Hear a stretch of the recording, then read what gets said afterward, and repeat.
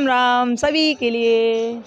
देखिए ये आपका पेपर 102 है एमएड का, एमएड फर्स्ट सेमेस्टर पेपर 102। और आपको पता ही है आपका ये 2022 वाला एग्ज़ाम है। यहाँ देख रहे हो पेपर सेकंड 102 है ये। इसका नाम है history and political economy of education. ठीक है, आपने इसके पूरे प्रश्न किए होंगे 50 प्रश्न। अब यहाँ इसके आंसर की हम लोग देख लेते हैं। ऐसा था कि सुबह ही इसके आंसर की आने वाली थी, लेकिन टाइम नहीं मिल पाया इसलिए नहीं आ पाई। तो इस वक्त हम आपको ये भेज रहे हैं आंसर की। आप लोग अपने चेक कर लीजिए कि कितने सही हैं और कितने गलत हैं। ठीक है, तो यहाँ पर हम लोग आंसर की देख लेते हैं। आप लोग बहुत ध्यान से देखना। ठीक है, ये पेपर कौन सा है आपने देख लिया, पेपर 102 है और ये बी सीरीज है। ठीक है, बी सीरीज है ये एमएड फर्स्ट सेमेस्टर की। आप अपने आंसर्स मिला लीजिए कितने सही कितने गलत हैं। अच्छा एक बात और बताऊँ आपको, यहाँ पर जो आंसर की है वो 98% तक सही आंसर की है। ठीक है, 98 से 100% तक सही आंसर की है ये। यदि आपको किसी भी प्रश्न में कोई डाउट होता है, किसी भी आंसर में कोई डाउट होता है तो कमेंट बॉक्स में कमेंट करना। ठीक है, क्योंकि हो सकता है किसी भी प्रश्न में आपको डाउट हो या कहीं ना कहीं कुछ गलती नज़र आई। ठीक है, तो आप कमेंट बॉक्स में कमेंट करना, उसको रीचेक किया जाएगा। तो चलिए हम लोग चलते हैं 102 की तरफ, आंसर की ओर। यहाँ पेपर आपको पूरा नज़र आ रहा होगा अच्छी तरह से, लेकिन फिर भी आपकी सुविधा के लिए हम इस पेपर को थोड़ा राउंड कर देते हैं। ठीक है, देखिए यहाँ देखिए, ये देखिए इसमें क्या ही क्या खुल रहा है। चलिए देख लेते हैं इसमें क्वेश्चन आंसर हम लोग।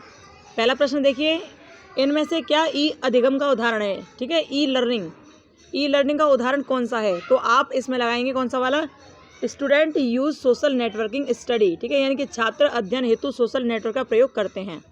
ठीक है, इसको इस तरह से इसलिए लिया गया पूरा पेपर अब ताकि आपको नज़र आ जाए इंग्लिश हिंदी दोनों और एक साथ आप देख पाओ। ठीक है, दूसरा देखिए, शैक्षिक तकनीकी थर्ड को और क्या कहा जाता है। तो इसको भाई जो इंस्ट्रक्शनल टेक्नोलॉजी है ये कहा जाता है, अन्वेषण तकनीकी।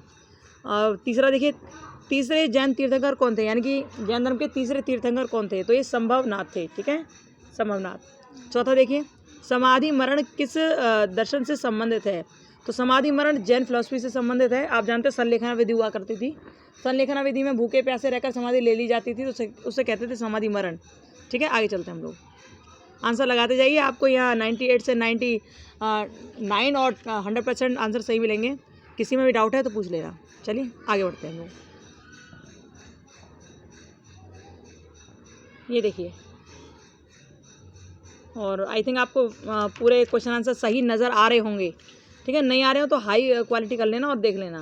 ओके, क्योंकि यदि इसे थोड़ा राउंड करके दिखाया जाता है तो एक एक प्रश्न आता है और बहुत टाइम लगता है उसमें, इसलिए यहाँ पर इस तरह से रखा गया है कि आप एक बार में ही देख के चले जाओ। ठीक है, अब देखिए पांचवा प्रश्न, इसमें असत्य क्या है ये बताएं। इसमें असत्य क्या है। तो देखिए पहला देखिए, गुरुकुल समाज के निर्देश पर निर्भर करते हैं। नहीं, ऐसा नहीं है, क्योंकि ये गुरुकुल जो है समाज के निर्देश पर कभी निर्भर नहीं करते। गुरुकुल अपनी इच्छाओं से चला करते थे।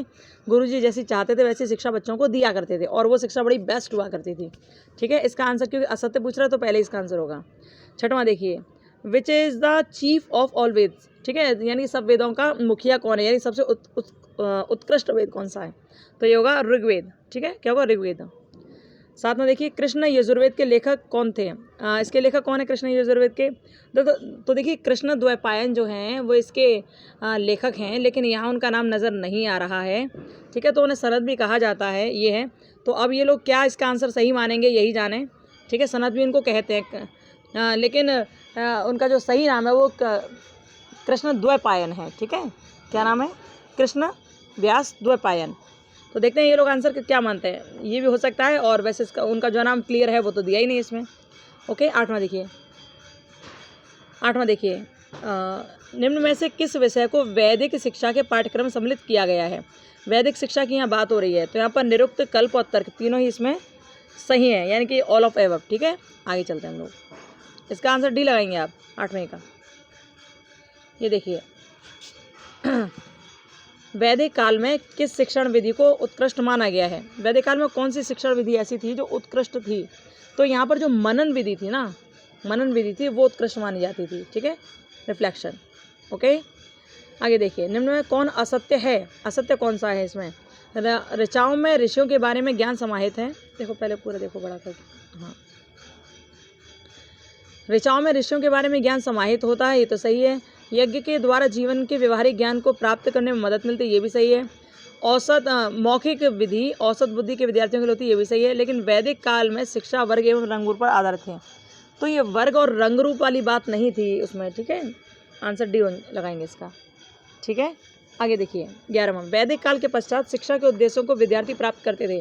वैदिक काल के बाद की बात की जा रही है, यानी कि वैदिक काल के बाद बोले तो बुद्धिज्म और जैनिज्म के टाइम की बात।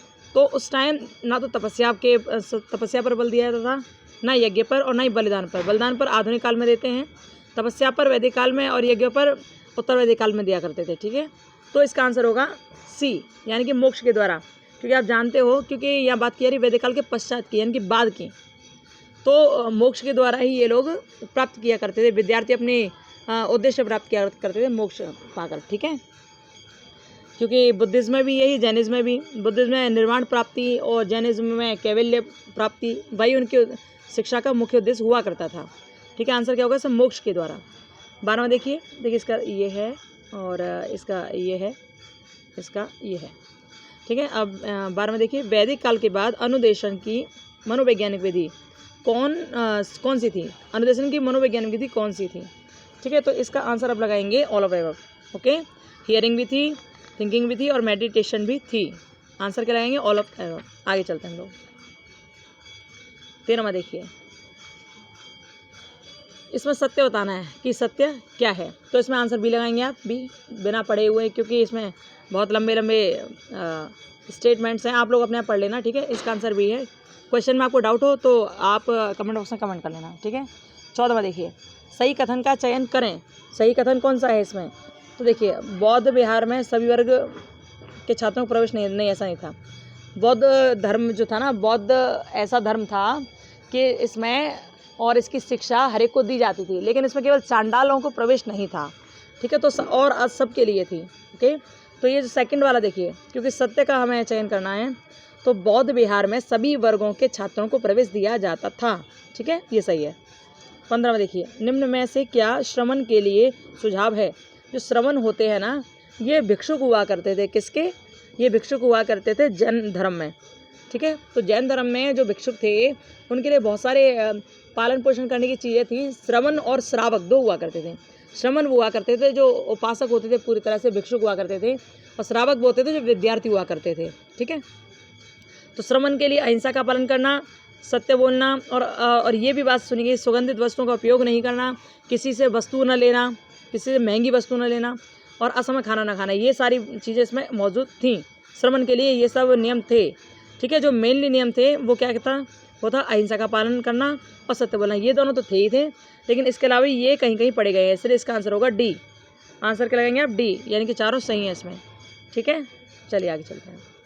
16 में देखिए, विनय क्या है?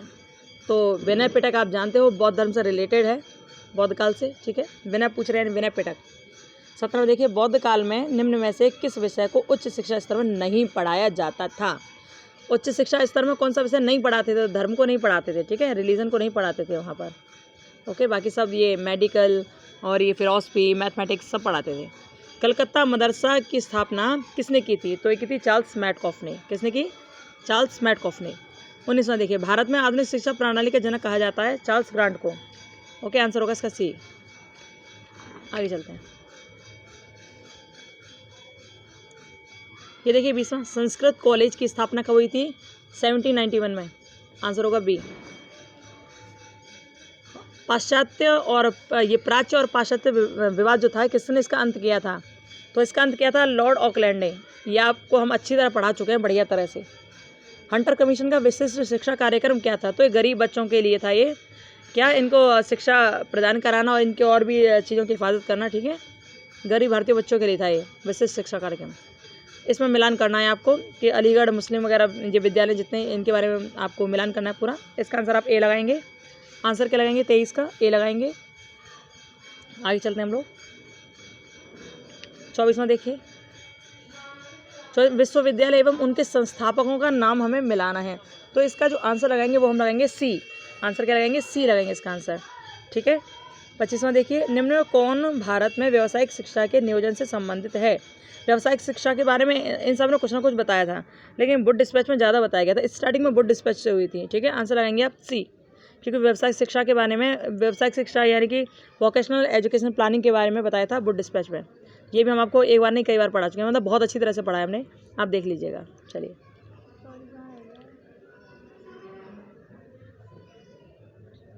तो आपने ये देख लिया, ठीक है। इसके आंसर आपने लगा ही लिए होंगे ना।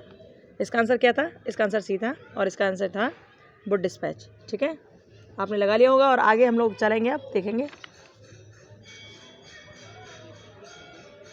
26 में देखिए, कौन सा कथन सत्य है? तो इसमें सत्य कथन को हमको छांटना है। इसका जो कथन, जो सत्य कथन है ना, तो इसका होगा ए आंसर, ठीक है। इसमें आप देख लेना अच्छी तरह से, कौन सा किसके लिए है, किस चीज़ के लिए है, वो देखना है। ये कालवा जो कमेटी थी मेडिकल के लिए नहीं, इन्होंने छोटे बच्चों के लिए बातें की थी, पढ़ाई लिखाई के लिए, ठीक है। आप देख लीजिएगा, इसका आंसर होगा ए, ओके। 27 देखिए, इसका भी मिलान करना है। इसको बहुत टाइम न वेस्ट करते हुए हम आपको बस क्लियरली बता देंगे। जो 45 है वो 14 वर्ष से कम उम्र के बच्चों के लिए निःशुल्क अनिवार्य शिक्षा है। जो 29वां है वो अल्पसंख्यक वर्ग के लिए है, ठीक है। किसके लिए? अल्पसंख्यक वर्ग की शिक्षा के लिए है, ठीक है। तो इनसे आपके आंसर पूरी तरह से मिल जाते हैं एक बार में ही। आंसर क्या होगा इसका? बी। आंसर क्या होगा? बी। आप पढ़कर देख लेना, पूरा आपके पास पेपर है ही, तो कोई दिक्कत है नहीं, ठीक है। ये बी सीरीज है, ध्यान रखना। आगे चलते हैं, 28 में देखिए, कौन सा अनुच्छेद अल्पसंख्यक वर्ग को शैक्षिक संस्थान स्थापित करने की स्वतंत्रता देता है? संस्थान स्थापित करने मतलब 30 में, ठीक है। भारतीय संविधान को कौन सा अनुच्छेद विद्यालय में धार्मिक शिक्षा न देने के लिए कहता है? 28। आदान प्रदान योजना संबंधित है, तो आदान प्रदान योजना जो है ना, वो किससे संबंधित है? वो ऐसा था कि गृह मंत्रालय के द्वारा चलाई गई योजना थी, और ये नेहरू युवा केंद्र संगठन के द्वारा चलाई है। किसके लिए? आदिवासियों के विकास के लिए, ठीक है। आदिवासियों के जो बच्चे हैं उनके विकास के लिए और उनके अनेक कार्यों के विकास के लिए। तो इसमें हम इसका उपयुक्त डी लगा सकते हैं, ठीक है। उनके वित्तीय सहायता प्रदान करने के लिए भी, पुस्तक के लिए भी, ये सब था उसमें ऐसा, तो इसमें हम डी लगा सकते हैं, ये है, ओके। 31 देखिए, निम्न में से क्या मानवाधिकार शिक्षा के 3 आयाम है? तो जैसे देखते हैं, व्यक्तिपरक, राष्ट्रीय और अंतर्राष्ट्रीय, ओके। चलिए आगे चलते हैं लोग। किसी में डाउट हो तो कमेंट बॉक्स में कमेंट करना। ये जो लगाए गए आंसर्स बहुत सोच समझ के और ठीक अथॉरिटी के द्वारा लगाए गए, ठीक है। आंसर देखिए, 32 देखिए, राष्ट्रीय मानवाधिकार कमीशन की स्थापना कब हुई थी? तो मानवाधिकार जो कमीशन की स्थापना हुई वो 1994 में हुई थी। मानवाधिकार पाठ्यक्रम में सम्मिलित नहीं है, तीनों में से कोई सम्मिलित नहीं है, ओके। और कुछ डाउट हो तो पूछ लेना। किस संस्था द्वारा मानवाधिकार संरक्षण की घोषणा की है? तो ये जो यूनाइटेड नेशन ऑर्गेनाइजेशन था ना, इसने कही थी, ठीक है, कि हम इसका संरक्षण करेंगे मानवाधिकारों का, संयुक्त राष्ट्र संघ के द्वारा। 35 देखिए, fundamental duties in borrowed from constitution of, यानी कि ये फंडामेंटल ड्यूटीज़ किससे ली गई हैं? मौलिक कर्तव्य कहाँ से लिए गए हैं? तो ये लिए गए हैं यूएसएसआर, ओके, सोवियत रूस से लिए गए हैं। आंसर इसका आप ए लगाएंगे। 36 देखिए, भारतीय संविधान मौलिक कर्तव्य किस अनुच्छेद में है? तो मौलिक कर्तव्य आप जानते हो 51 के ए में है, क्योंकि अमेंडमेंट के द्वारा ये जोड़े गए थे। किसकी सिफारिश पर? स्वर्ण सिंह समिति की सिफारिश पर, ओके। कब जोड़े गए थे? 1976 में, ओके। 37 में देखिए, भारतीय संविधान में निम्न में से क्या मौलिक कर्तव्य नहीं है? तो ये टैक्स चुकाना कोई मौलिक कर्तव्य नहीं है, लेकिन जन संपत्ति की रक्षा करना, भारत की संप्रभुता की रक्षा करना और संविधान का पालन करना, ये सभी क्या है? मौलिक कर्तव्य हैं। 38 देखिए, भारतीय संविधान में मौलिक कर्तव्यों को सम्मिलित किया गया है, अभी हमने बताया आपको, स्वर्ण सिंह समिति की सिफारिश पर।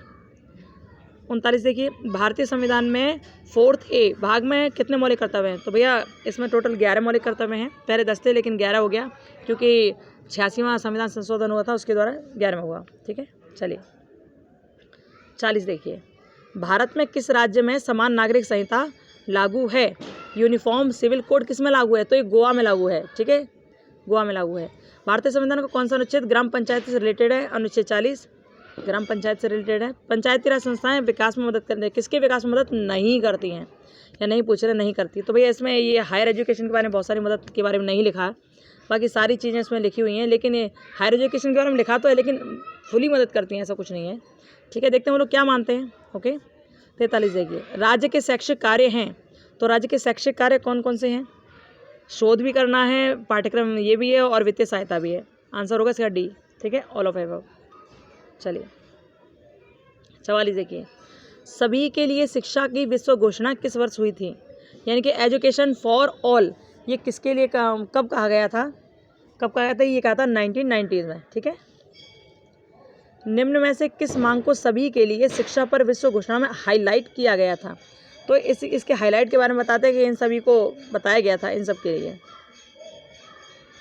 हो सकता है बच्चों को इसमें कन्फ्यूज़न हो तो पूछ लेना यदि कोई कन्फ्यूज़न है तो। ठीक है, इसका आंसर यही बताया गया है। आगे देखिए, DPEP, SSA और EGS, तो ये किससे संबंधित हैं? ये संबंधित हैं आपकी प्राथमिक शिक्षा से, क्योंकि SSA का मतलब क्या है? इसका मतलब क्या है? सर्व शिक्षा अभियान। ठीक है। और DPEP का मतलब है district primary education. Okay, district primary education programme ये है। चलिए आगे देखते हैं हम लोग। और ये इसका EGS क्या है? Education guarantee scheme. तो सब प्राइमरी एजुकेशन से रिलेटेड है। ठीक है। डेलर कमीशन कब नियुक्त किया गया था? डेलर कमीशन के बारे में कहा जाता है कि 1993 में नियुक्त किया गया था। ओके, चलिए आगे चले हम लोग देखते हैं।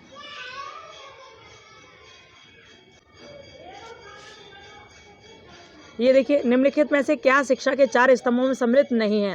तो ये ना learning to be, learning to do, learning to know, ये तीनों सम्मिलित हैं, लेकिन लर्निंग टू अंडरस्टैंड नहीं है। ठीक है, लर्निंग टू अंडरस्टैंड नहीं है, पर लर्निंग टू लिव है। ठीक है, ये है। ओके, तो आंसर होगा इसका डी, क्योंकि सम्मिलित नहीं है पूछ रहा है। आंसर होगा डी आंसर इसका। अब ये एडगर फोरा रिपोर्ट किस वर्ष में प्रकाशित हुई थी? एडगर फोरा रिपोर्ट हुई थी 1972 में प्रकाशित। आप लोग अपने आंसर लगाते जाइए और बताना कमेंट बॉक्स में कितने सही हैं आपके। ठीक है।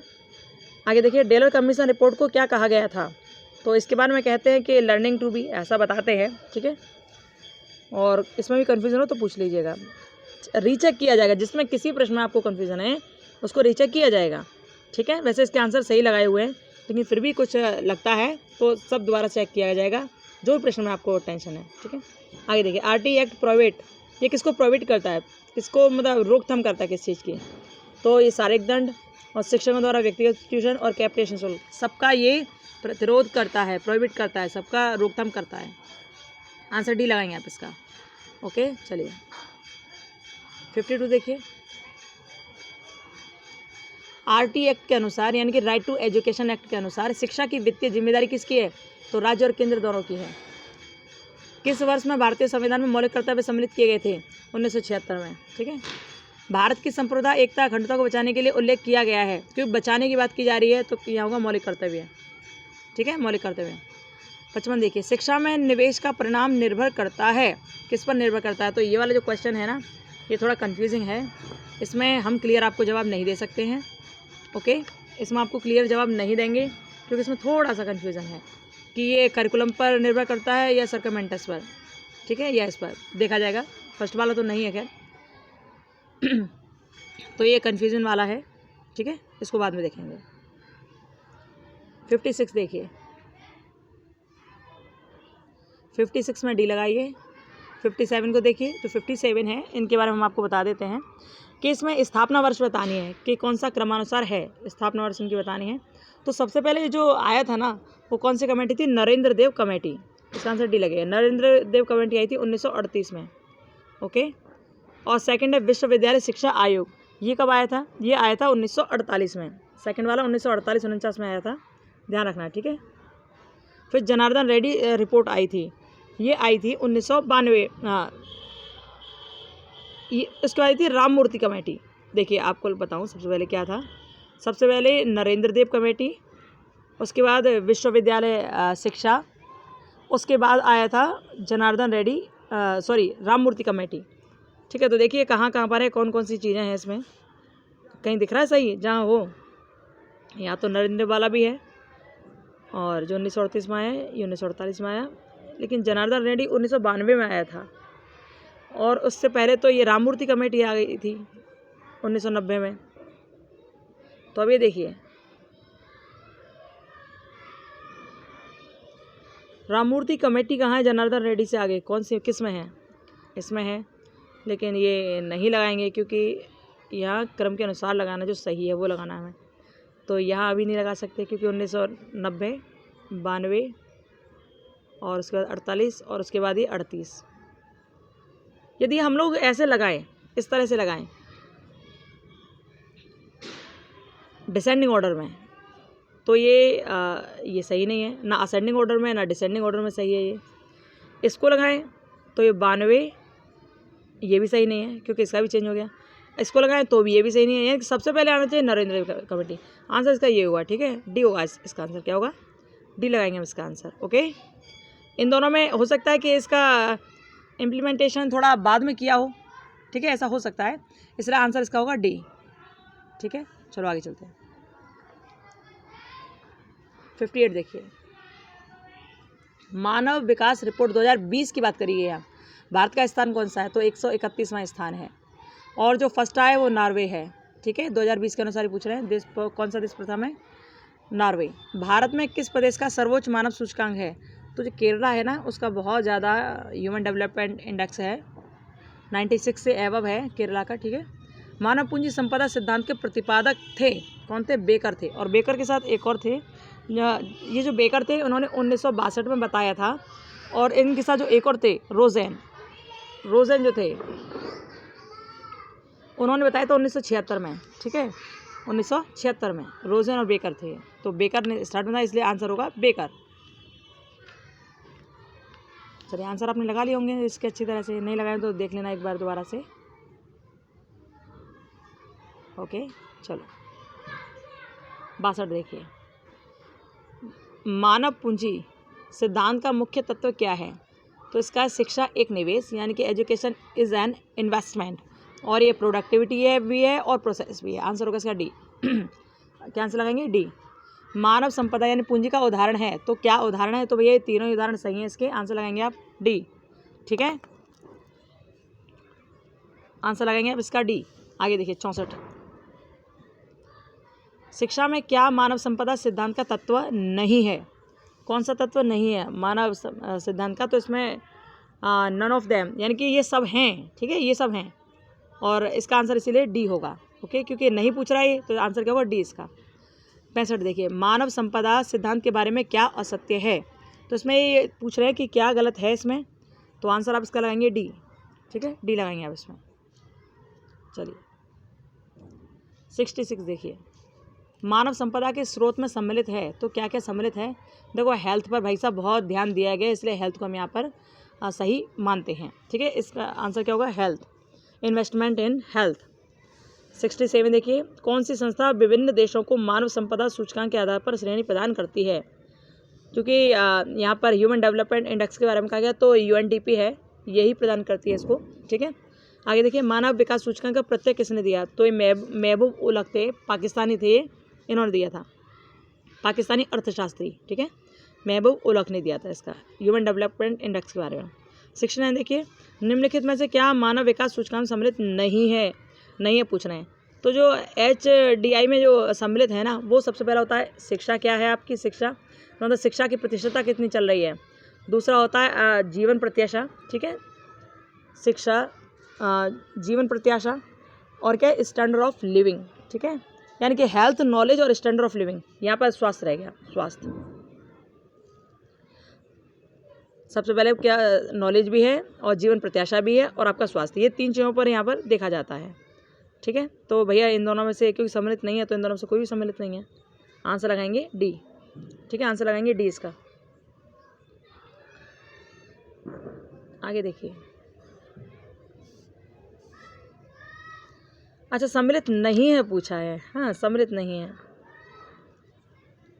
मानव विकास सूचकांक में सम्मिलित नहीं है। तो देखो, ये जो है ए, ये भी सम्मिलित नहीं है, बी भी सम्मिलित नहीं है, तो ये दोनों ही सम्मिलित नहीं है, ए और बी दोनों। फिर सी लगाएंगे इसका आंसर।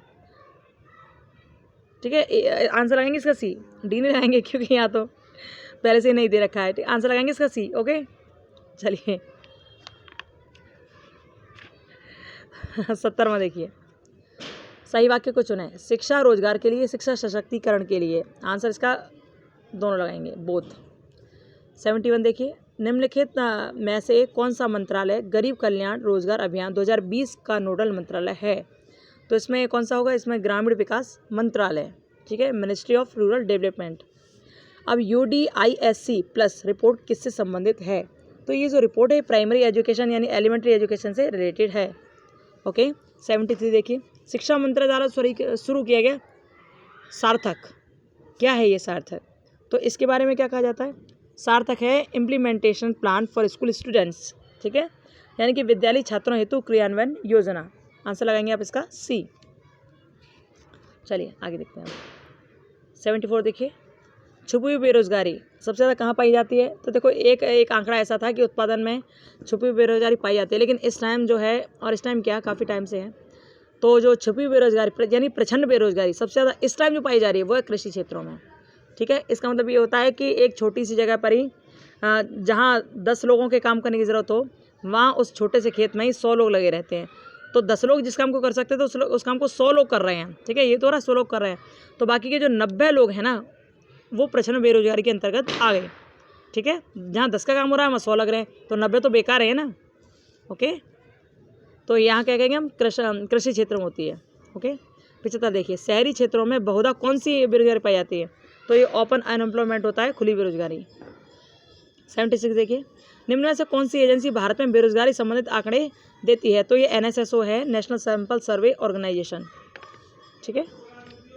चलिए 77 देखिए, कम समय में बेरोजगारी को ख़त्म करने का तरीका कौन सा है? कम करने का तरीका कौन सा है? तो भैया निजी क्षेत्रों में, जन क्षेत्रों में निवेश करो, निजी एवं जन क्षेत्रों में निवेश को बढ़ा दो तो बेरोजगारी कम हो जाएगी, ठीक है। बहुत बच्चों ने ये लगाया होगा, ये भी है कहीं तक कारगर है ये, लेकिन ये ज़्यादा कारगर है, तो हम जो मुख्य होता है उसको हम लोग चुनते हैं, ठीक है। 78 देखिए, शिक्षा क्षेत्र में जीवन का सूचक, विकास का सूचक है, शिक्षा के क्षेत्र में विकास का सूचक है, तो भैया साक्षरता दर ही होगी। शिक्षा के क्षेत्र में बात की जा रही तो लिटरेसी रेट ही होगी ना, सी लगाएंगे इसका आंसर। शिक्षा का अधिकार अधिनियम किस वर्ष लाया गया? 2009 में लाया गया था। भारत सरकार ने कितना प्रतिशत शिक्षा उपकर लगाई है या लगाया है टैक्स पर पूर्व प्राथमिक शिक्षा पर खर्च करने के लिए?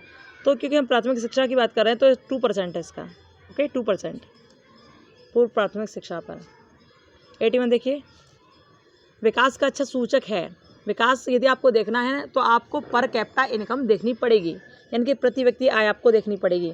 और पहले ये था कि नेशनल इनकम को देखकर हम लोग विकास के बारे में बात करते थे, जितना नेशनल इनकम ज़्यादा हुआ करता था, हायर हुआ करता था, उतना ही विकास ज़्यादा मानते थे। लेकिन बदलते हुए दौर में उसको हटा दिया गया और यहाँ पर कैपिटा इनकम को लगा दिया गया कि जितना प्रति व्यक्ति आय होगी उसके हिसाब से हम देखेंगे कि कौन देश कितना विकास कर रहा है, मानव का विकास कितना हो रहा है, ठीक है। 82 देखिए, किन के अनुसार शिक्षा में सब कुछ किताबों से लेकर पाठ्यक्रम तक राजनीतिक है?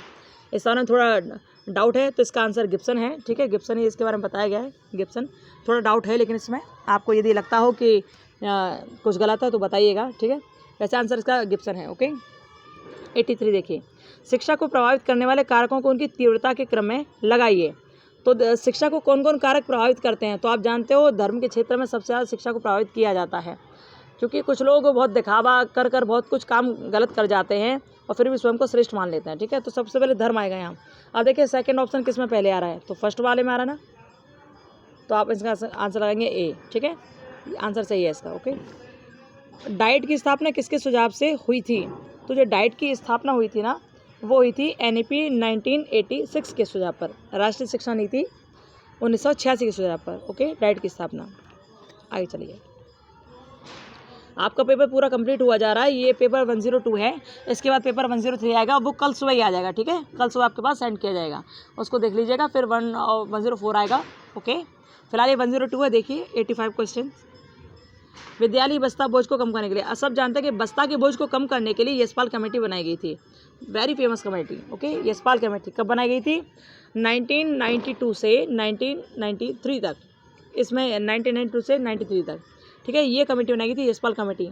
ये आपके जो प्रश्न है ना, बहुत ही ज़्यादा बेहतरीन प्रश्न इन्होंने लाए हैं।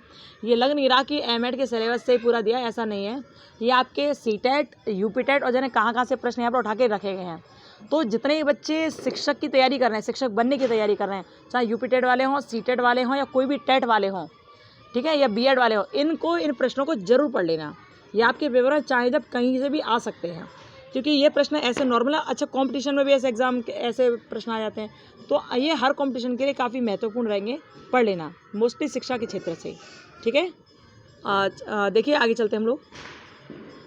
सरकार द्वारा लगाए गए नियमों को हटाने को कहा जाता है। तो देखो ये जो लिबरलाइजेशन है, यानी कि उदारीकरण, इसमें क्या होता है? हमने आपको बताया था, जब पढ़ाया था तब बताया था हमने आपको कि जब सरकार अपने बाउंडेशंस लगाती है लोगों पर, बहुत सारी बातें करती है, तो लोग चाहते हैं कि भैया हमें सरकार के नियंत्रण में नहीं रहना है, हमें खुलकर जीना है, हम जो चाहें वही करना चाहते हैं, बस ऐसा है। तो उसे कहते हैं उदारीकरण। ठीक है, सरकार के नियमों को हटाने के लिए कहा जाता है इसमें। 87 देखिए, शिक्षा के निजीकरण को बढ़ाने से क्या होगा? आर्थिक असमानता बढ़ जाएगी। शिक्षा में निजीकरण का मुख्य कारण क्या है? निजीकरण क्यों किया जा रहा है? क्योंकि इंक्रीज हो रही है डिमांड, एजुकेशन की डिमांड इंक्रीज हो रही है, इसके लिए। ठीक है, आंसर लगाएंगे सी।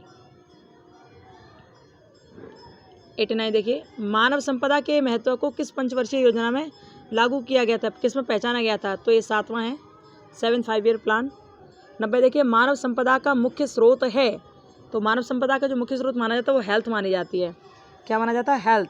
ठीक है, अच्छा, हेल्थ के अलावा और भी है, इन्वेस्टमेंट इन एजुकेशन और हेल्थ, माइग्रेशन और जॉब ट्रेनिंग। ठीक है, तो 4, 5, 6 तो ऐसे हैं जो बहुत इंपॉर्टेंट है, लेकिन ये टैक्स, सब्सिडी, इनके बारे में नहीं पढ़ा गया, इसलिए इसका आंसर होगा सी। 91 देखिए, एक व्यक्ति मानव संसाधन बनता है जब, कब? डी लगाइए इसका आंसर। 92 देखिए, सतत विकास के लिए शिक्षा मानव को अनुमति देता है कि वो अधिग्रहण करे, क्योंकि आप सस्टेनेबल डेवलपमेंट की बात कर रहे हैं, तो यहाँ पर ज्ञान, कौशल, अभिवृत्ति और मूल्य, ये चारों चीज़ें आती हैं, यानी कि knowledge, skill, attitude and values, लेकिन विल नहीं आती, इच्छा नहीं आती। तो जहाँ 5वां नहीं, आप उसको टिक कर देंगे। ठीक है, यानी कि 1, 2, 3, 4 आंसर सही होगा, यानी कि आंसर ए होगा इसका। आंसर क्या होगा? ए लगाएंगे आप इसका आंसर। ठीक है, सी, डी नहीं हुआ, ए होगा, या सी नहीं होगा। ओके, चलिए, ए आंसर होगा इसका। शिक्षा सतत विकास का उद्देश्य है, तो शिक्षा जो है वो सतत विकास का, सस्टेनेबल डेवलपमेंट का चौथा उद्देश्य है। सतत विकास के कितने उद्देश्य हैं? 17 हैं। ठीक है, 17 सस्टेनेबल डेवलपमेंट गोल।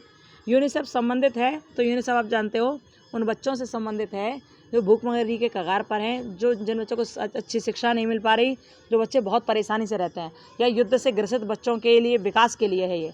ठीक है, यूरोप में सबसे पहले इसने काम करना शुरू किया था, यूरोप के बच्चों के लिए सबसे ज़्यादा बहुत काम किया यूनिसेफ ने, ये उन बच्चों के लिए था। ओके, तो इसमें क्या कहता है? इसमें आजकल जो चल रहा है डिजिटल लर्निंग से है, क्वालिटी लर्निंग से है, और क्या है, इक्विटेबल असेस से है। ठीक है, तो आंसर आप 1, 2, 3 लगाएंगे, यानी कि आंसर ए होगा इसका। उच्च संप्रति से नहीं है इसका कोई मतलब कि हाई अचीवमेंट आप कर पाओ, ऐसा नहीं है, ये तो उन बच्चों के लिए जो बेचारे बहुत परेशान हैं। ठीक है, तो आंसर होगा ए। 96 देखिए, विकासशील देशों में शिक्षा के सबसे बड़े फाइनेंसर कौन हैं? तो जो वर्ल्ड बैंक है ना, वो हम लोगों के देशों में, जो विकासशील देश हैं, डेवलपिंग कंट्रीज़ हैं, उनमें ये वित्त प्रोवाइड कराती है, फाइनेंस देती है। ठीक है, आंसर होगा सी इसका, वर्ल्ड बैंक। किसी क्षेत्र से आंशिक अथवा पूर्ण रूप से राज्य के नियम को हटाना, ये प्रश्न आप पहले पढ़ चुके, इसका आंसर होगा लिबरलाइजेशन, उदारीकरण। एजुकेशन टीवी भारत में पहली बार कब आई थी? 1959 में। ठीक है, कौन सा कथन सही है? तो तकनीकी कभी सृजनात्मक समझ नहीं ला सकती, प्रस्तुत समय में शिक्षा तकनीकी पर बहुत जोर दे रही है, इसका आंसर होगा ओनली सी, क्योंकि सही पूछा है तो इसका केवल सेकंड वाला सही है, ये गलत है। ठीक है, अब देखिए, ये है लास्ट वाला क्वेश्चन, एडुसेट। एडुसेट क्या है? इसके लिए ये एक सैटेलाइट छोड़ा गया था जिसका नाम था जीसैट 3। ठीक है, एक सैटेलाइट था, आपको पता है, आपने पता ही है, पढ़ा होगा, जीसैट 3। तो जीसैट 3 को ही एडुसेट के नाम से जाना जाता है। ठीक है, इसरो द्वारा लॉन्च किया गया था ये 20 सितंबर 2004 को। 20 सितंबर 2004 को इसरो द्वारा ये लॉन्च किया गया था, जीसैट 3। और इसमें क्या कहा गया था? इसमें कहा गया था दूरस्थ शिक्षा के बारे में। किसके बारे में? दूरस्थ शिक्षा के बारे में, दूर रहकर जो शिक्षा ग्रहण करते हैं उसके बारे में। ठीक है, इसमें जो मेनली लिया गया था वो था school education and higher education के बारे में। ठीक है, विद्यालय शिक्षा और उच्च शिक्षा के बारे में। ठीक है, तो इसका आंसर ये होगा। चलिए, ये आपके पूरे 100 क्वेश्चन हो गए। आपको किसी प्रश्न में कोई डाउट हो तो कमेंट बॉक्स में कमेंट कर दीजिएगा। हमने प्रयास किया आपको सही आंसर बताने का। ठीक है, और ये आंसर जो है बहुत अच्छी फैकल्टी के द्वारा निर्धारित किए गए हैं। आपको यदि किसी में डाउट हो तो आप बोल दीजिएगा, उसको रीचेक किया जाएगा। ठीक है, और हाँ, इस वीडियो को उन बच्चों तक शेयर करना जिनका ये पेपर हुआ है। एक बात और, इनके अलावा भी सीटेट, यूपीटेट के जो भी बच्चे हैं, तो आप इस पेपर को ज़रूर देखना, क्योंकि इसमें से पूछने के काफ़ी चांसेस हैं। क्वेश्चन आंसर बहुत ही बेहतरीन बनाए हैं जिसने भी बनाए हैं ये। ठीक है, चलिए फिर मिलेंगे, बाय, राधे राधे, राम राम। हाँ, एक बात और, आप सभी को धनतेरस की बहुत बहुत बहुत शुभकामनाएं। भगवान धन्वंतरी आपके यहाँ हर प्रकार के रोगों को दूर रखें और आप खुश रहें, मस्त रहें, और भगवान कुबेर की कृपा आप सबके घर पर बनी रहे। ओके, बाय, फिर मिलेंगे, bye, Radhe Radhe, Ram Ram, bye bye.